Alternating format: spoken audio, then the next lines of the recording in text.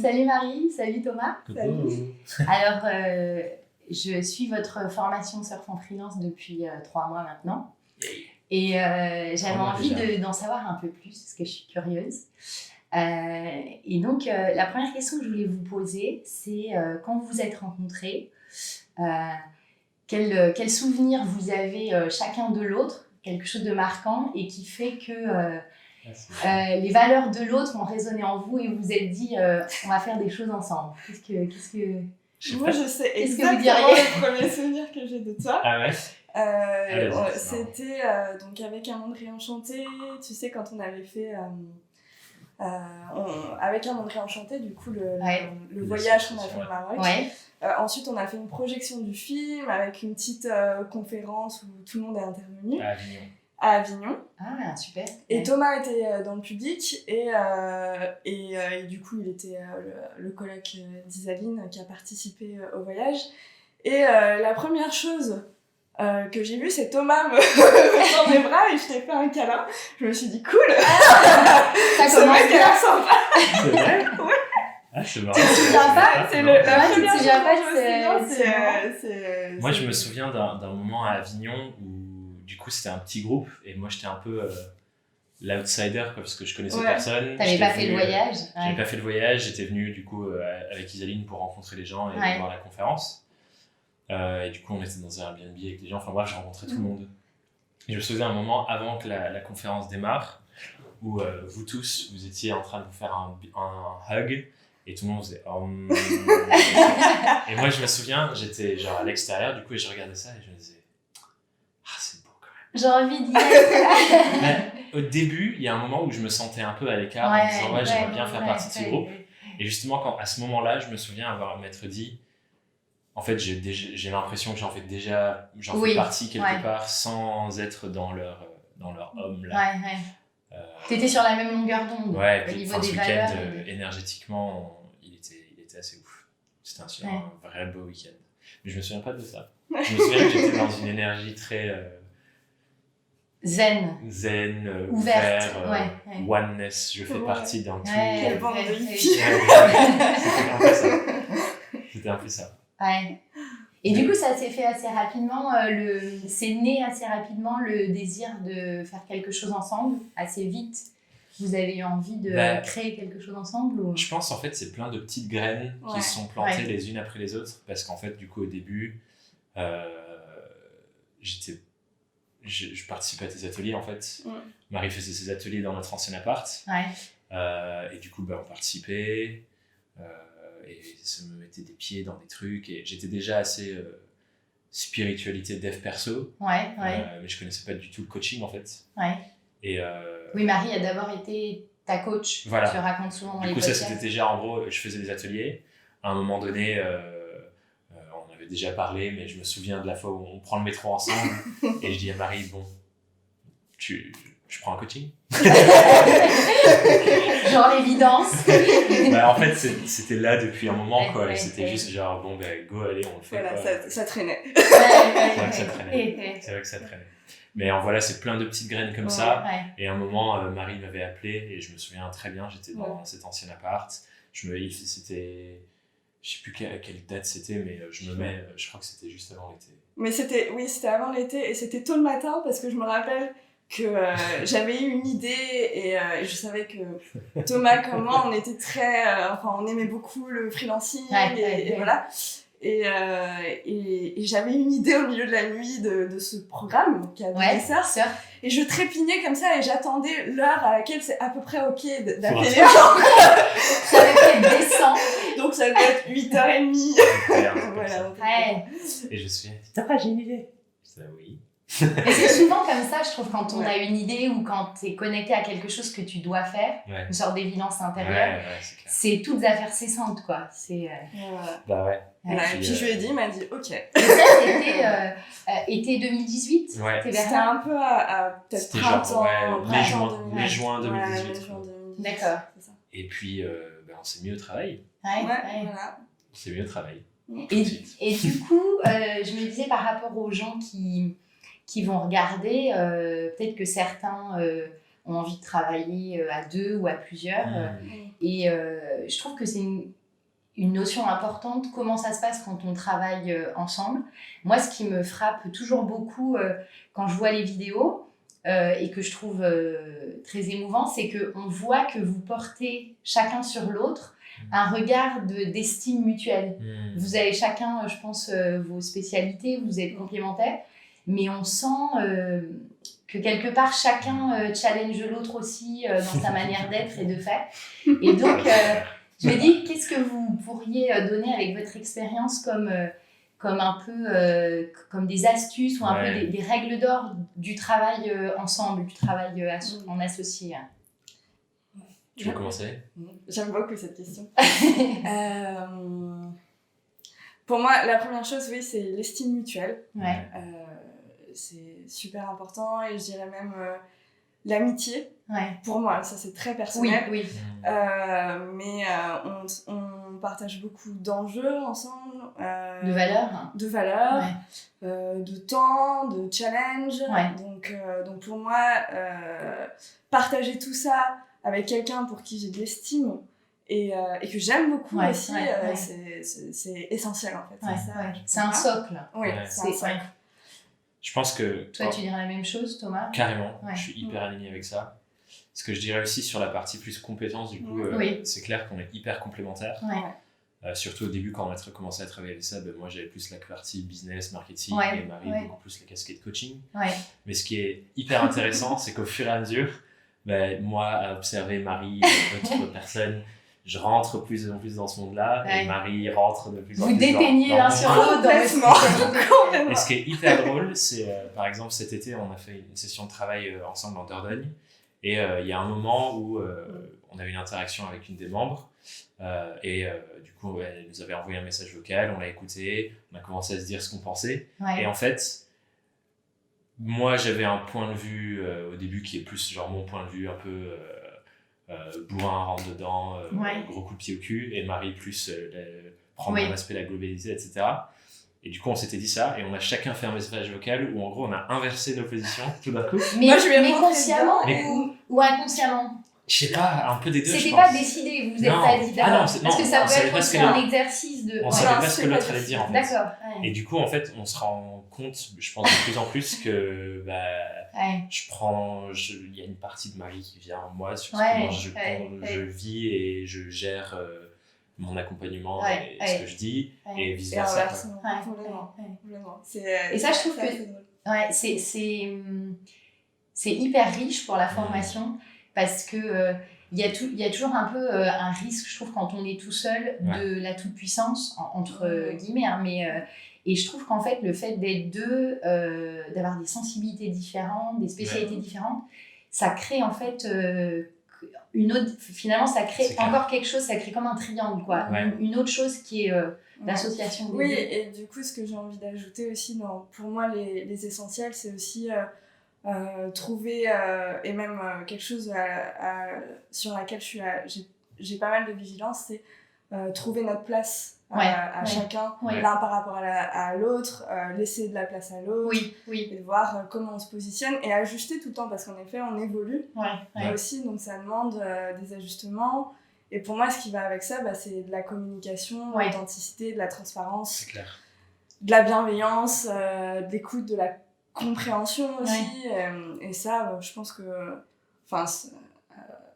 au début de nos réunions à chaque fois on fait une météo pour savoir où on en est l'un l'autre, et pour moi aussi c'est essentiel pour que ça se passe bien je pense qu'il y a une autre chose dans la forme dont on a construit le fait de travailler ensemble sur ce projet-là, c'est que à l'inverse de ce qu'on pourrait être si on avait créé une start-up ou si c'était notre seule activité, on a une forme d'indépendance et d'autonomie qui est super riche en fait, parce que on n'est pas dans cette forme de pression de il faut que ça marche, il faut qu'on gagne notre vie avec ça. Vos autres projets le parce nourrissent. Parce qu'on a chacun notre activité à côté, on a chacun d'autres choses qui nourrissent ça. Ce qui veut dire qu'il y a des moments où, même si on a plein d'autres choses qui se passent à côté, on n'avance pas forcément au rythme où on voudrait avancer, c'est pas grave en fait. Moi j'ai plein de souvenirs où on s'appelle, où moi je dis à Marie genre je suis désolé, j'ai pas fait ça ou je peux pas faire ça. Et il y a toujours ce moment où on se dit c'est ok pour toi, et la personne d'en face dit toujours bah ouais, bien sûr que c'est ok pour moi. C'est ça qui est bien aussi quand on est deux, c'est qu'en général les moments de fatigue ou de lassitude ne sont jamais au même moment, quoi. C'est ça, c'est parfois Thomas est moins dispo, parfois je suis moins dispo, et on fait avec la vie, quoi. Puis on est aussi un soutien mutuel tout le temps, même pour tout ce qui sort du travail, en fait. Oui, aussi, avant tout, on est amis. Je pense que ça, c'est essentiel. D'accord. En tout cas, nous, ça fait en sorte que c'est juste hyper plaisant de travailler ensemble. Oui, c'est le plaisir, en fait, aussi, la clé. Je me dis, quand je vous entends, c'est d'avoir toujours du plaisir à se retrouver autour de ce projet-là. On joue. C'est ça. On joue. On s'amuse bien. On s'amuse vraiment bien. Et pour présenter du coup la formation, donc je voulais vous demander aussi ça. Vous avez choisi la métaphore de l'océan avec le surf. Moi, c'est quelque chose qui me plaît beaucoup aussi, c'est-à-dire, je trouve que c'est une formation qui parle aussi à une part de nous qui est dans l'enfance, le jeu, la poésie. Et du coup, oui, je me demandais comment c'était venu, cette idée-là. Est-ce que ça s'est imposé rapidement Est-ce que vous êtes surfeurs tous les deux? Alors moi, j'ai jamais fait de surf, en fait. C'est assez drôle, mais c'est une histoire de Marie à la base. Est-ce que je raconte la petite histoire? Tu peux raconter la petite histoire. Et j'y adhère à fond, donc c'est ça que ça me parle. Allez, je raconte la petite histoire. C'est la deuxième fois que je fais du surf. Et que j'ai réussi à me tenir debout sur la planche de surf. C'était assez exceptionnel et c'était une expérience de dingue, en fait. C'était une expérience où je me suis sentie incroyablement libre, puissante aussi, en communion avec les éléments, avec la mer, avec le vent, tout ça. Et ça a duré 30 secondes. Et après, je suis tombée dans l'eau. J'ai littéralement mangé le sable. J'ai bu la tache, j'en pouvais plus. Je me débattais dans l'eau. En me relevant, je me suis cognée à la planche. Ça a été très douloureux.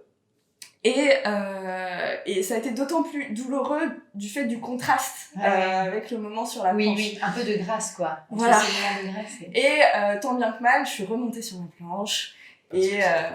Voilà, et puis petit à petit, en fait, à force, je suis tombée, je suis remontée. Et à force, je reste de plus en plus longtemps sur ma planche.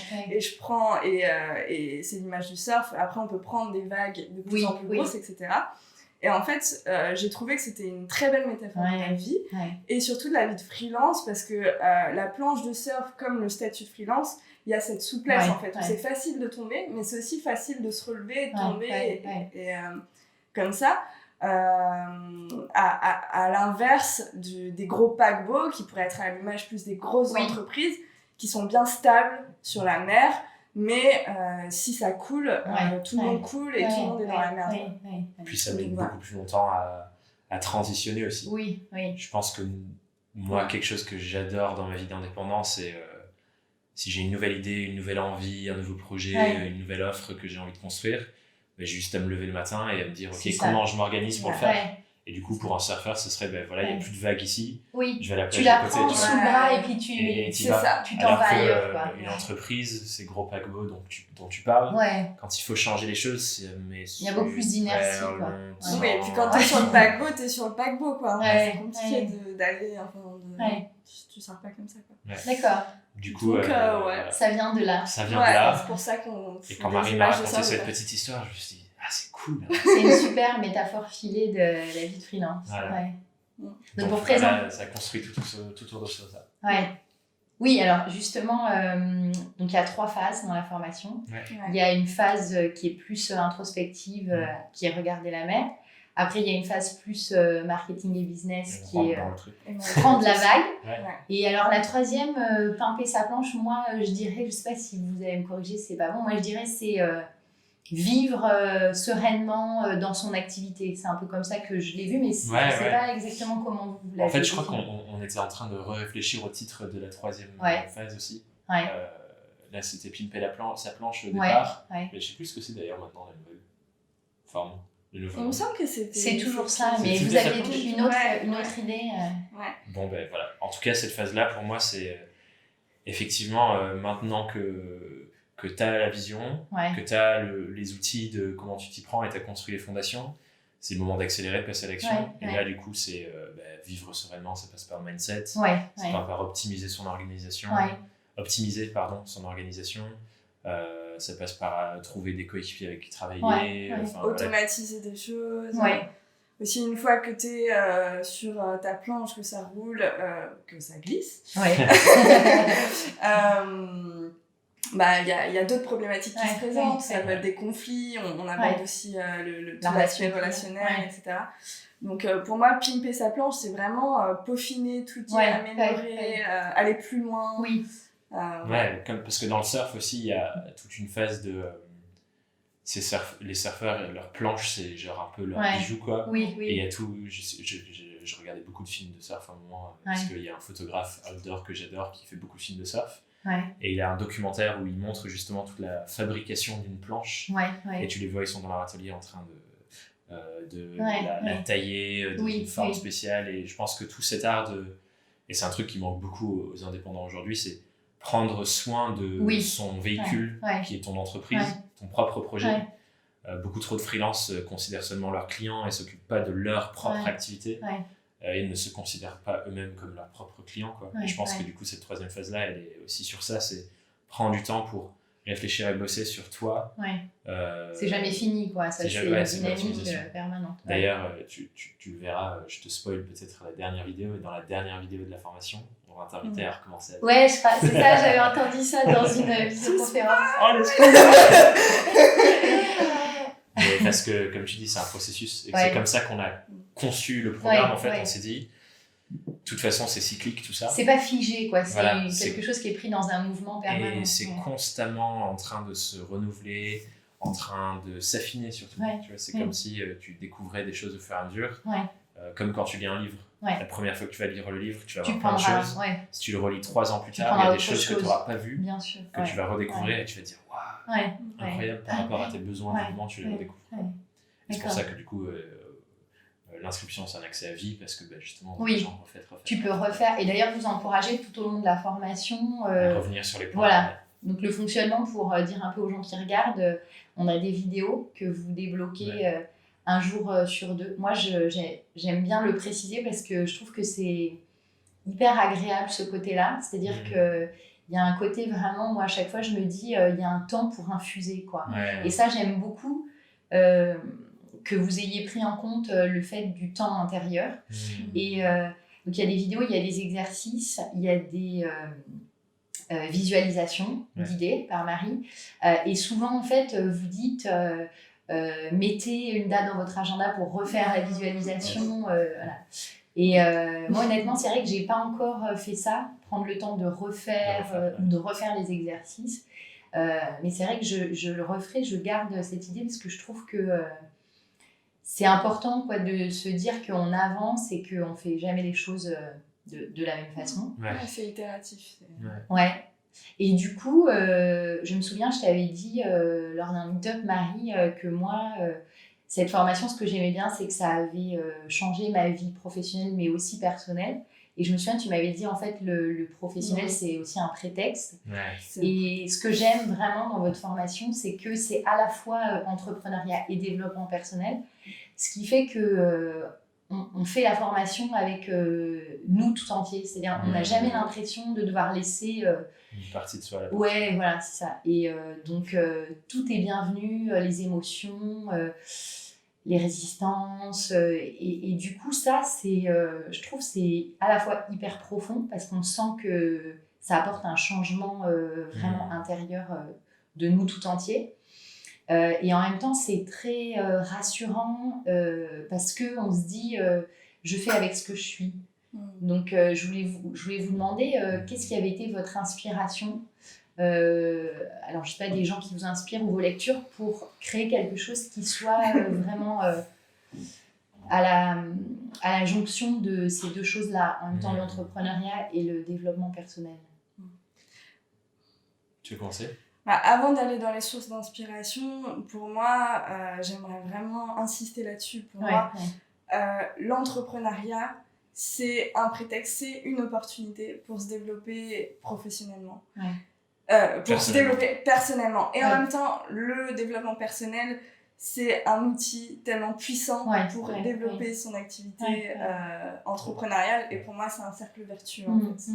Voilà, il n'y en a pas un qui prédomine l'autre, ça va ensemble. Enfin, en tout cas, moi, je veux que ça aille ensemble. C'est ce qu'on propose. Surtout quand tu es indépendant, en fait. Oui. Parce que ton activité, c'est toi. Ce que nous, on dit beaucoup aussi dans le programme, et j'imagine que tu rejoins ça, Cécile, parce que ça se voit dans ta manière de concevoir ce que tu fais, c'est... on est déjà unique en tant que personne.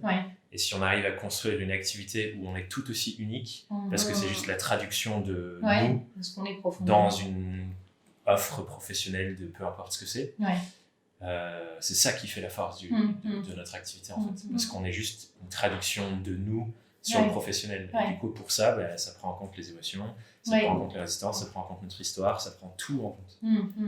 Et en se changeant et en se transformant nous personnellement, ça transforme aussi notre activité et vice-versa. Oui, une de nos sources d'inspiration, c'est David Laroche. Et il dit souvent un truc que j'aime bien, c'est personne ne sera jamais une meilleure version de toi-même. De nous-mêmes que nous-mêmes. Donc, si je fais en sorte que mon activité soit vraiment à mon image et en même temps répondre aux besoins du monde, c'est essentiel. Oui, c'est ça. En fait, il n'y a pas de concurrence. Exactement. Personne ne peut être un meilleur toi que toi. Voilà, c'est ça. Donc, source d'inspiration. Je pense, comme tu dis, David Laroche, je pense que une des raisons, moi, pour lesquelles il m'inspire aussi, c'est dans ses programmes, ses séminaires, ses formations en ligne, il y a une forme de générosité énorme. C'est la formation EPR, par exemple. Il y a tellement de choses dedans. C'est entraîner pour réussir. D'accord. Elle est énorme, sa formation. Genre, c'est une formation en ligne. C'est une formation en ligne aussi. Et du coup, en fait, je pense que ça nous a pas mal inspiré de dire, on veut pas que ce soit une énième formation en ligne dans la mare. Qu'est-ce qu'on construit qui apporte tout. Tout ce qu'il y a à la fois nous dans notre tête, dans tout ce qu'on apprend, parce que on la met à jour, on l'approfondit, toutes les nouvelles connaissances, on veut les infuser dedans. Mais qu'est-ce qu'on peut créer qui soit tellement complet et qui soit un parcours pour vraiment accompagner toutes les transformations qui vont arriver au fur et à mesure. C'est pour ça que c'est aussi à la fois dev perso et pro, parce que quand tu vas développer ton activité, tu vas te faire face à des blocages émotionnels, personnels, et donc il faut les traiter. Si on t'apprend juste à trouver des clients, si tu prends pas en compte le fait qu'il y a une peur de trouver des clients parfois, tu vas pas réussir. Et du coup, la formation, au final, elle traite 10% du problème, ou 10% de tout ce que ça rencontre. Et je pense que ça, moi, ça m'a énormément inspiré là-dedans. Et puis, tous ces mouvements de coaching, de toute façon, l'inspiration, elle est partout, en fait. Marie est une source d'inspiration pour moi au quotidien aussi. Et réciproquement.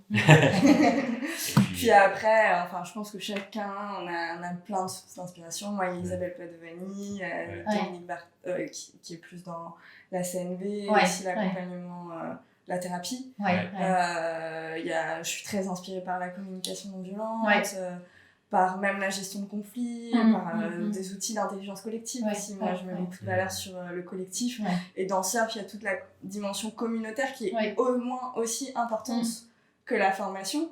Et ça, pour moi, c'était vraiment une priorité. C'était créer une communauté de gens qui s'entraident, qui se connaissent, qui avancent ensemble. Et souvent, ce pourquoi les gens nous disent, ils disent c'est incroyable parce que justement, tu trouves... Moi, j'aime beaucoup dire une famille, les gens l'intègrent de plus en plus. Et c'est les retours qu'on a, c'est une famille de personnes qui ont les mêmes enjeux de vie, les mêmes ambitions de vie, et qui du coup avancent sur le chemin ensemble. Voilà, et j'adore voir quand il y a une nouvelle personne qui arrive dans la communauté, comment elle est accueillie par tout le monde. Je trouve ça génial. Pour expliquer un petit peu aux gens, en fait... Donc, dans les vidéos, et après les vidéos, on a des exercices à faire. Et en fait, il y a une communauté sur Slack où on poste ces exercices. Ce qui peut être au début un petit peu déroutant ou challengeant. Mais en fait, je trouve que c'est hyper puissant parce que le fait d'avoir à mettre son exercice à la fois, ça engage dans ses objectifs. Mais aussi, ça permet de clarifier, c'est-à-dire que comme on est lu, il faut que ce soit clair. Et je pense que ça apporte encore plus de clarté dans son travail. Et donc là, il y a des interactions avec les membres de la communauté, mais aussi ce qu'il y a qui, pour moi, est essentiel, c'est que vous, à la fois, vous apportez de la valeur en tant qu'expert. Je trouve qu'en fait, c'est à la fois du coaching collectif et individuel, parce que moi, par exemple, il y a des fois des personnes, je veux dire des amis, des petits frères et sœurs de la communauté qui posent une question sur leur activité. Et ça m'est arrivé de prendre des notes sur vos réponses en me disant mais c'est génial, moi ça m'apporte beaucoup pour moi, etc. Et en même temps, on peut vous solliciter pour vous poser une question ou pour vous demander votre regard sur quelque chose qu'on a fait. Donc il y a ça, c'est-à-dire que vous apportez tout le temps de la valeur. Mais il y a aussi autre chose que je trouve hyper intéressant, c'est que vous avez un positionnement qui est, bien sûr, vous avez votre expertise, votre domaine et tout, mais vous avez toujours un positionnement de cheminement. Et du coup, vous partagez aussi, vous en êtes sur certains challenges ou problématiques. Ce qui fait que, d'abord, c'est très rassurant parce qu'on se dit qu'on est tout le temps en chemin. Et en même temps, on se sent jamais seul. En fait, c'est vrai que quand vous dites une famille, etc., moi, je trouve que c'est vraiment très clair. Moi, je passe beaucoup de temps à interagir sur la communauté. Et je sais que je ne vais pas sur d'autres réseaux sociaux, etc., mais parce que je trouve que, en fait, ces échanges approfondis avec des gens qu'on apprend à connaître, c'est hyper nourrissant, hyper porteur. Donc, je voulais vous questionner là-dessus sur ce positionnement. Est-ce que c'était hyper important aussi pour vous, ce côté-là? Est-ce que ça vous tient à cœur? Comment vous vivez ça? Parce que c'est vrai qu'il y a aussi, on peut dire, des moments pas évidents quand on est membre, parfois de découragement, ce qui est normal. de la vie, quoi. Donc, c'est vrai qu'on vient chacun avec nos moments un peu down parfois.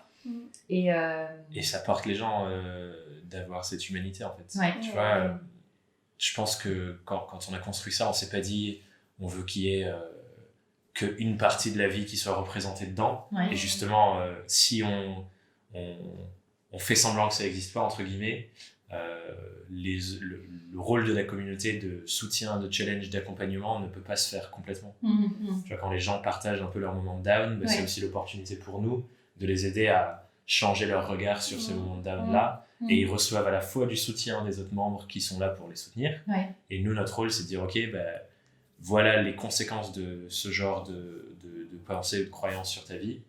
Là, tu as plein de soutien, c'est génial. Par contre, nous, on va t'aider à voir la chose autrement et à avancer. Et pour reparler aussi de ce positionnement, comme on disait, on est une famille d'indépendants qui avancent sur le même chemin. Effectivement, nous, on partage tout ce qu'on a appris parce que on est sur ce chemin depuis un moment, et surtout, on est tellement accro, je crois, au fait de se développer et d'apprendre des choses qu'on apprend énormément tout le temps. Et du coup, c'est ça aussi, c'est de le partager. Mais on est sur le même chemin, nous aussi. On est constamment en train de construire, constamment en train d'apprendre, constamment en train de lancer des nouvelles choses pour aller encore plus loin. Et du coup, on n'est pas dans une posture de « je suis sachant, tu apprends et je te donne l'information ». C'est on avance tous sur le même chemin et juste on partage. Et je pense que moi, je me sens vraiment proche des gens de la communauté.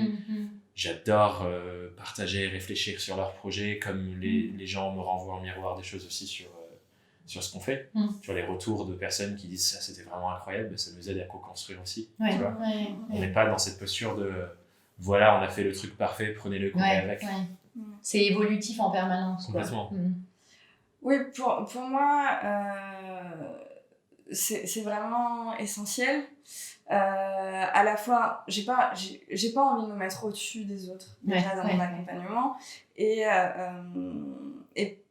pour moi, j'ai toujours été beaucoup plus inspirée par les personnes qui montraient leur vulnérabilité que par des personnes qui font comme si tout allait bien tout le temps, en fait, parce que ça, au contraire, en fait, ça génère de la comparaison, ça génère plus de souffrance, en fait, et de frustration. Parce que la réalité, c'est qu'on est des êtres humains et qu'il y a des hauts et des bas. Et d'ailleurs, lundi, on avait une visio, parce qu'on fait aussi des visios mensuelles, et j'étais pas dans mon assiette lundi matin. Et je l'ai dit, en fait, à la visio. Voilà, il y a un tour de météo à chaque fois où on dit chacun comment on sent. Et j'ai simplement dit, et pour autant, la visio s'est super bien passée. J'ai même eu l'impression que ça a permis à d'autres personnes d'exprimer ça. Et ensuite, on a dit, ok, on fait quoi de cette énergie ? Et on la transforme, on voit comment on va la transformer. Et justement, ça montre très concrètement comment on peut faire.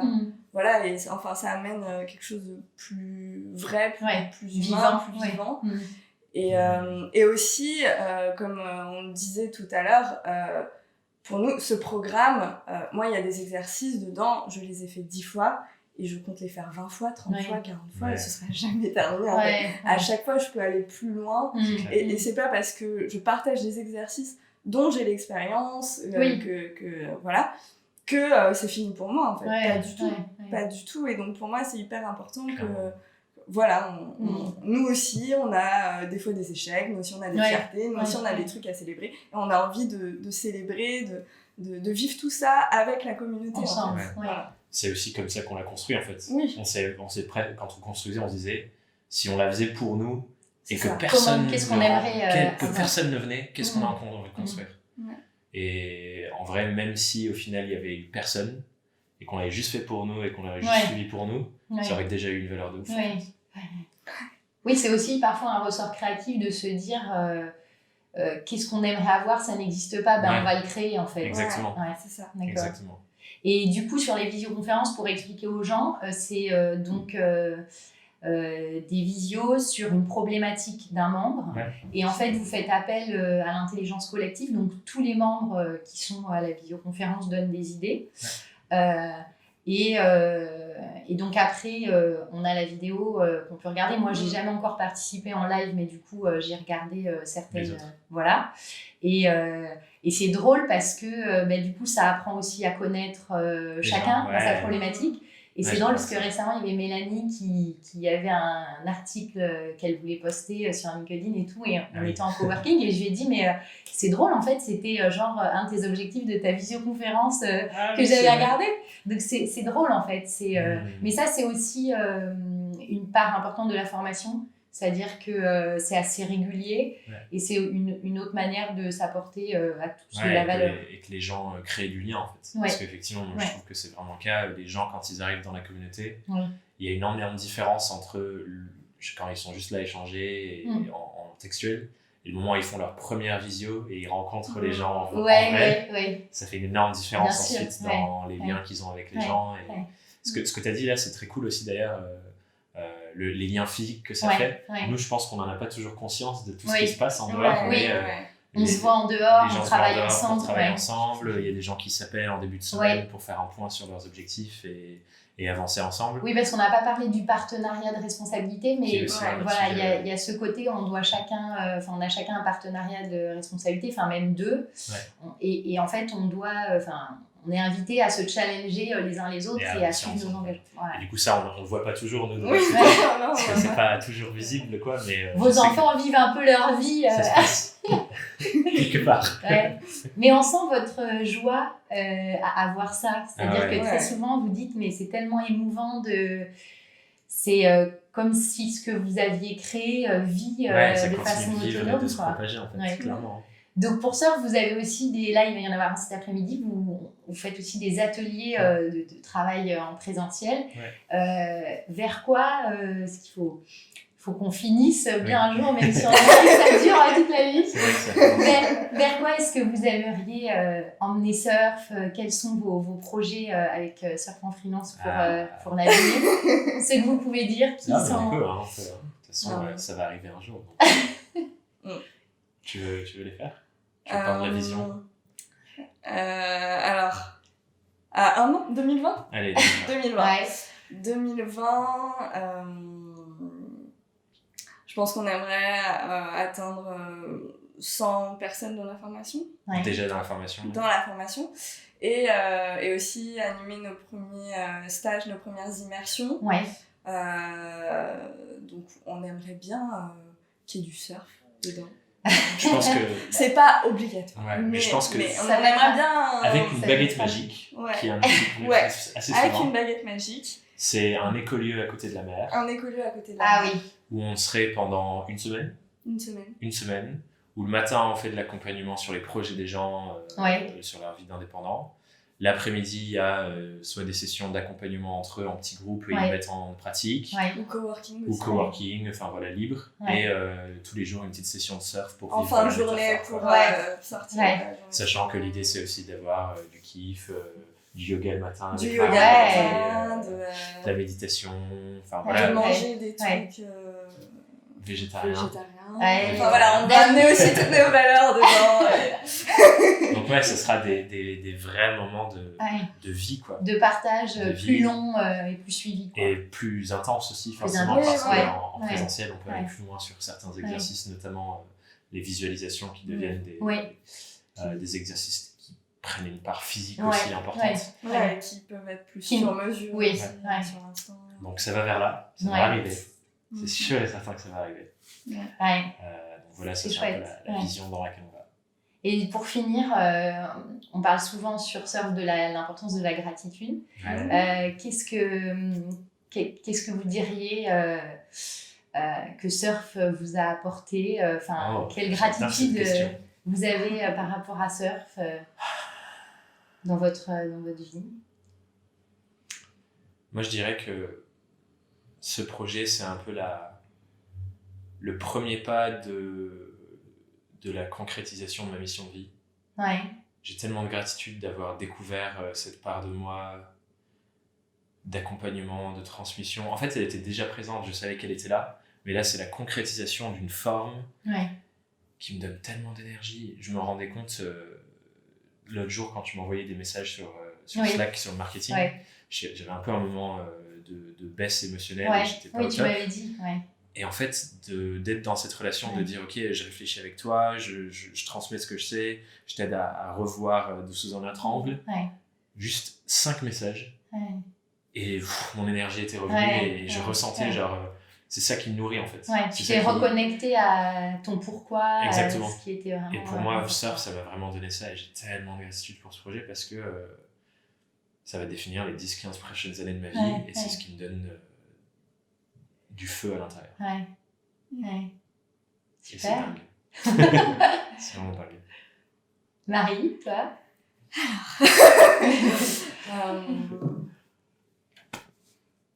Moi, le premier truc qui me vient, c'est l'aspect communautaire. Pour moi, c'est une valeur très très forte pour moi, la communauté. Et de voir qu'on a pu créer cette communauté, co-créer cette communauté qui vit ensemble, qui avance ensemble, qui se challenge, où il y a une culture aussi commune qui se crée, où les gens s'approprient la métaphore du surf. C'est génial. Tu sais plus qui surfe en vrai, qui n'est pas. Et voilà, des fois je me dis oulala, ça fait 3 jours que je suis pas allée répondre sur le Slack, vite, voilà, faut amener de la valeur. Et puis après je vois non, en fait ils s'apportent tous de la valeur. C'est comme une grande maison, tu dis il y a toujours quelqu'un qui veille, quoi. Il se passe toujours quelque chose. C'est ça. Et pour moi ça me nourrit vachement. Par exemple, lundi matin, j'étais pas dans mon assiette, et après la visio, mais j'avais la pêche en fait, parce que pour moi ça a tellement de sens. Je peux et comme je disais, l'entrepreneuriat pour moi c'est aussi un prétexte pour amener d'autres outils de développement personnel, et dans cette formation il y a des outils que je trouve tellement précieux que j'aimerais partager avec le monde entier en fait. Et là de me dire waouh, on partage ça déjà d'avoir la possibilité d'offrir ça, de donner ça, d'accompagner les gens avec ces outils là, enfin pour moi c'est aussi c'est ce qui me nourrit. C'est ta mission de vie aussi, comme Thomas. Voilà, c'est ça. Donc et puis aussi de voir à quel point chaque personne quand on va creuser un élan de contribution. Moi c'est quelque chose qui me touche énormément, parce qu'à un moment donné j'avais peur de m'éloigner de ce qui est vraiment important pour moi aussi, de sentir que j'ai un impact au niveau écologique, social, etc. J'avais peur de m'éloigner de ça en allant vers quelque chose de trop business. Et je vois que chacun des membres de Surf, avec ce qu'on propose en termes de programme, finalement ressort avec voilà ce que j'ai envie d'apporter au monde. Et moi ça c'est quelque chose qui me donne le feu. Super. Mais je sais pas comment on peut finir à part dire aux gens de venir avec nous dans cette grande maison. Venez. On est là. Merci Marie, merci Thomas. Merci à toi. Merci beaucoup à toi, Cécile.